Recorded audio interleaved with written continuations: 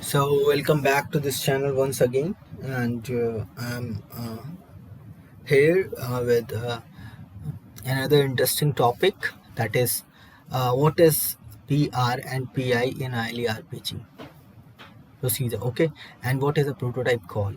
So um, in earlier when previously or earlier you can say whenever ILE was not introduced, so we are calling a program simply by using call statement, okay. So there was no prototype call at that time, okay.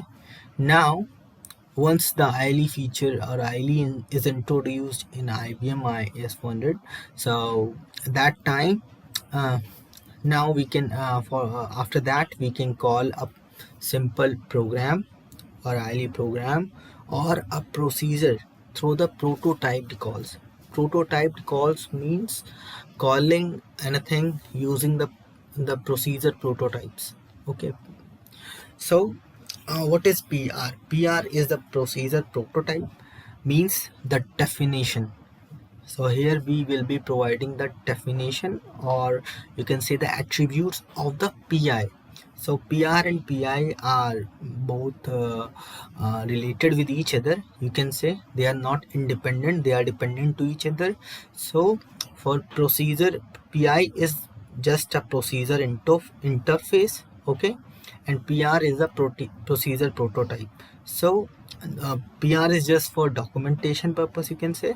So whatever we are providing there, that is of no use, that is just for the compiler use, so that compiler can check using PR and call the related procedure interface, or you can say call a program, whatever is defined, call a program or a procedure, okay. So so this is checked at the compile time. So at the compile time, compiler checks whether PR and PI matched or not matched, okay. In case of any difference, compiler will throw the error, okay.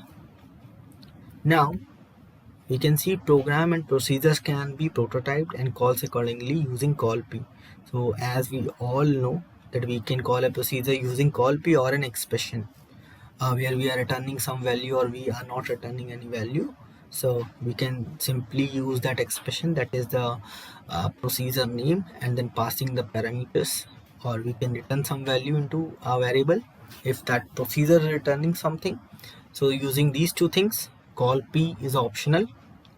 So now we can call a program. So we can call a program using the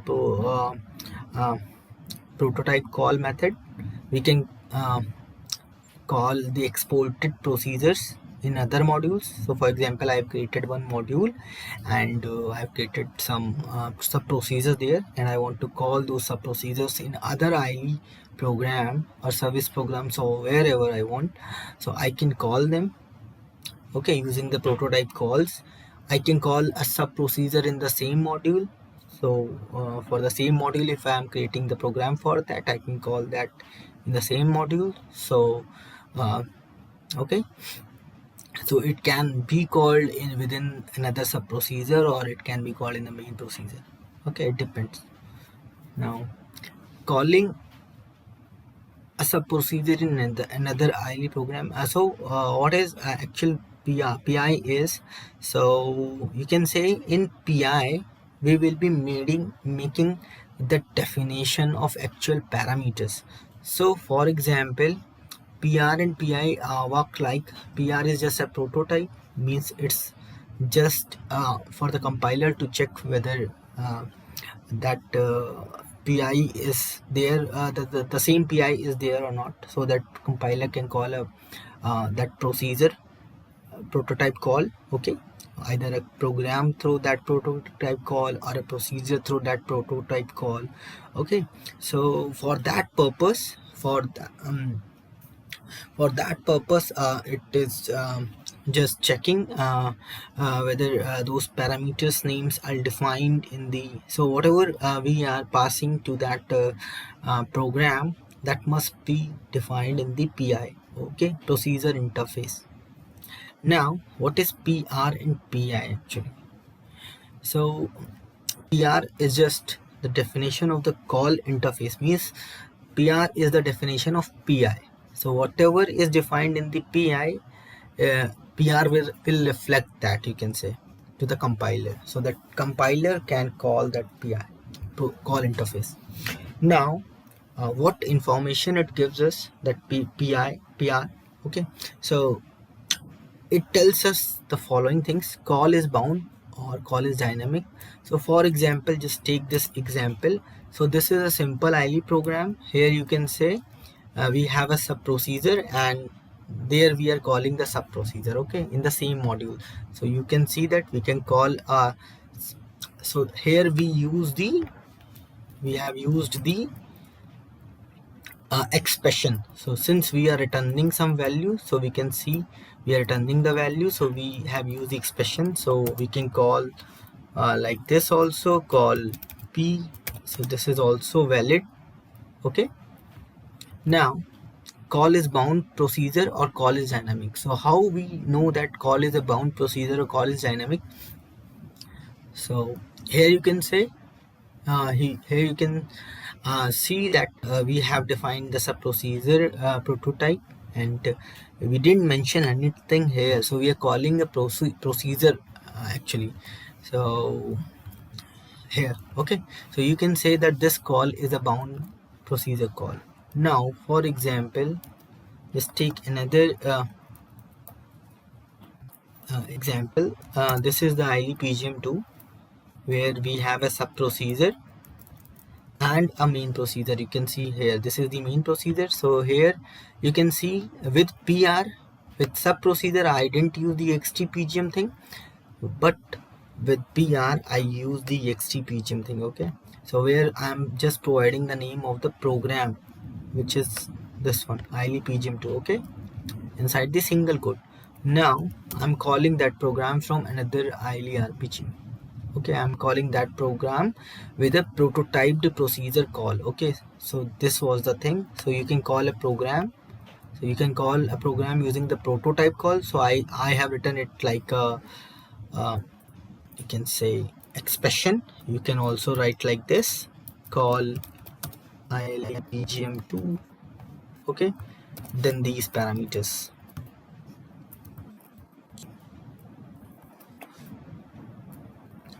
So both the way call P. Okay, sorry, both the way will work.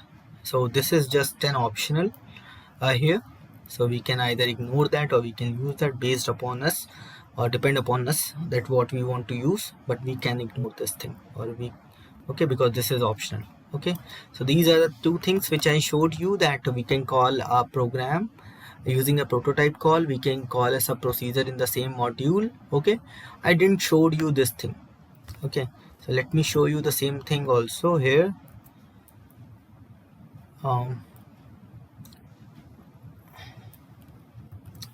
So as you can see, this is a procedure, and this is the procedure prototype. Okay, and here I'm not calling anything, and as you can see that each and everything is commented here, so we are not calling the subprocedure here, and this is the subprocedure, okay, which is returning some value, and I just defined this with no main. So I'll be telling it why I use the no main thing, and how we can do this, why we'll be doing this. So this is a no main where everything is having the procedures, okay, sub procedure. So there is no main procedure. So here you can see I'm calling a sub procedure. So this is another ILE module or program where I'm calling the same sub procedure using this prototype. So I need to define the prototype here. Okay, now I'm calling the sub procedure from another ILE RPG program. So for that purpose I need to bind that thing. Okay, so now, so these are the things which I showed you, that we can call a program, we can call exported procedure in another module, or we can call a sub procedure in the same module using the prototype call. Okay, so PR is just for the documentation purpose. That is you can say definition of the PI, okay, and PI where actual definitions are made, okay. Now first thing which we know from the call interface is call is bound, procedure or call is dynamic. So using PR we get to know. So using as per this example, we get to know that this is a procedure bound call or this is a dynamic call, okay. So whenever we are calling this ILE PGM2 from somewhere else, this program, so we can use this procedure prototype there, okay. So we this also tells us number of parameters passed and its type. So we can see that how many number of parameters are passed here. So these are the parameters which are passed using, or you can see this thing. It also tells us what method is used, value, or you can say the constant value or reference, by reference. So for the calling the program, if we do not use value, by default the by reference method is worked or is active at that time or will be activated. You can say if I use value keyword here, so it means that I'll be using the call by value thing, okay. So procedure prototype tells us this thing also. So we can also pass the read only thing where I define the const only, okay. That I'll be showing you later. Number of parameters passed and its type. So I can know that what is the type 4p0, okay. And optional and must pass parameters. So here you can say there is no option thing like that, okay. So you can see all are must pass. So whenever I'm calling this program, either this program using a prototype call, so I have to pass all these three parameters, okay, because these are must. Or if I am calling this sub procedure, I have to pass these two parameters, okay. I always have to pass these two parameters because these all are must. So whether they are optional or not, so we have a keyword options, okay, where we specify star no pass like thing. So we can manage that. If we want to pass, so we can pass. If we do not want to pass, we cannot pass. So for example, we specify options star no pass with this thing, or if option star no pass with all the parameters, okay.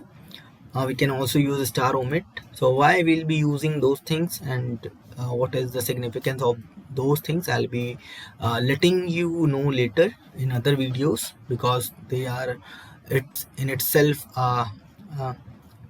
topic of understanding. So you can say you have to develop the understanding of those also in a separate video. Now you can see a data type of return value. So it also tells me the data type of the return value, and not this one, this one, okay. So the data type of the return value. So the return value will always be there in case of only procedure prototype call, okay, bound call. In case of this thing where we are calling a program, we don't have a return value, okay. So we can have a return value in its own parameters, which acts like a output parameter or an input parameter to this program, okay. Or it checks the operational descriptors passed. So this is only for the procedures, okay. Data type return value only for procedure, not for program, okay. Operational descriptor, what are operational descriptor here? So for example, I have another you can say a string which I'm passing, and for example it is 32700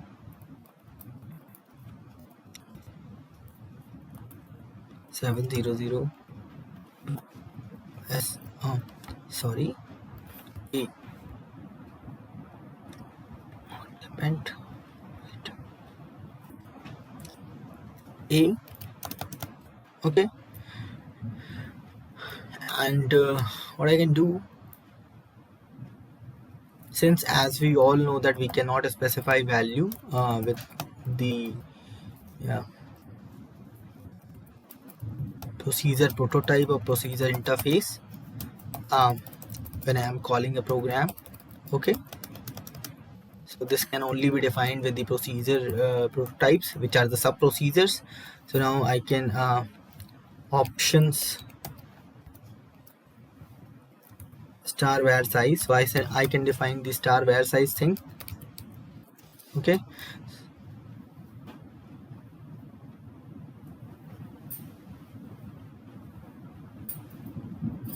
So what is that? Okay. Oh, sorry. I just write it here. Put it here. Okay, now it's valid. So you can see that this is the operational descriptor which I have to pass. So for example, I don't know what is the exact length of this string which will be passed from the calling program. So at that time I have to provide an operational descriptor with the prototype call, which will provide the exact length of this string which is passed to the this okay to this call, prototype call. I'm taking it out from this. Okay. So compiler, so here compiler check for the prototype, so and call the procedure with params accordingly, which I already told you. And PI, what PI will be doing is PI. Here you can see that PI is always coming for a procedure. For a sub procedure, the PI will always be coming inside the procedure begin or procedure end block. Okay, which is the P specification. So P specification is only valid with the sub procedures. This is not valid with the main procedures. Okay, so this is valid with the sub procedures. So here we can see the procedure interface is defined. So the actual definitions are made here. Okay, so for example, I have defined num1 num2 here. So these are the variables which are defined actually. So if I give num1 num2 some here, for example here num1 num2 here in this as a procedure prototype, it won't be of any use, because that compiler won't treat it as a definition. It just treat as a prototype. Okay, which will tell the compiler to call this procedure interface with the following attributes. Okay, so it matches the attributes only. So these are the variables which are defined, num1 num2. Okay, and this is the return type which is defined, which will be returned here. So we will be returning the things with the return sum, and we will doing the calculation stuff here. So P, D and C blocks are only valid for a sub procedure interface, sub procedure. And so here you can see the procedure interface is just for the entry parameters. So the same way as with the parameter list, entry parameter list, so you are using star entry playlist thing there, so you can ignore that and you can use PI. Okay, so for example here also I use PR and PI for this the calling of this program. I can ignore that, and I can use star P list here, star entry parameter list, but that doesn't give me the facilities which PR and PI is giving me. Okay, so that's why I'm using the prototype call. Okay, so it allows me to pass the optional parameters or whatever are the things, the operational descriptors. It let me pass the return, it let me pass the uh, operational descriptors, so it must be checked at the compile time. Okay, so these are the things which is you can say advantageous over the old method, which is the star entry parameter list method. So now we can replace them with the entry PR and PI. Okay, and for sure we know that for sub procedures we always be using the PR and PI. Okay, so what is PR and PI is now I think clear. So PR is just a definition for the PI. Okay, so it doesn't matter to us, it is just for the compiler. So the main thing for us is the this thing, PI. Okay, so this is the entry parameter thing. So whatever defined here is actually defined. So if you mention num1 num2 here, that doesn't mean that num1 and num2 are the variables. So it does not treat those num1 and num2 as a parameter. So it does check only the attributes. Okay, and um so this is the thing which I just want to tell you all that what is a prototype call.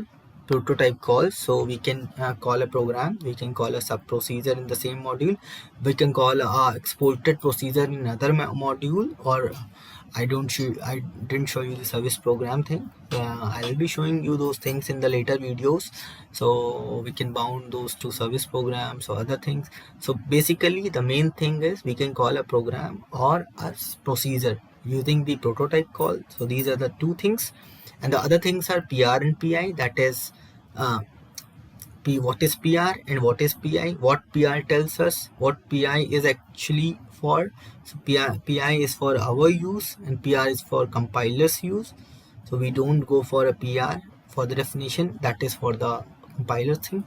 So we only focus on the PI thing. Okay, so whatever defined inside the PI is only available to that you can say the procedure. Okay, so um, these are the things which I told you. So I think now my video complete. So thank you and have a nice time.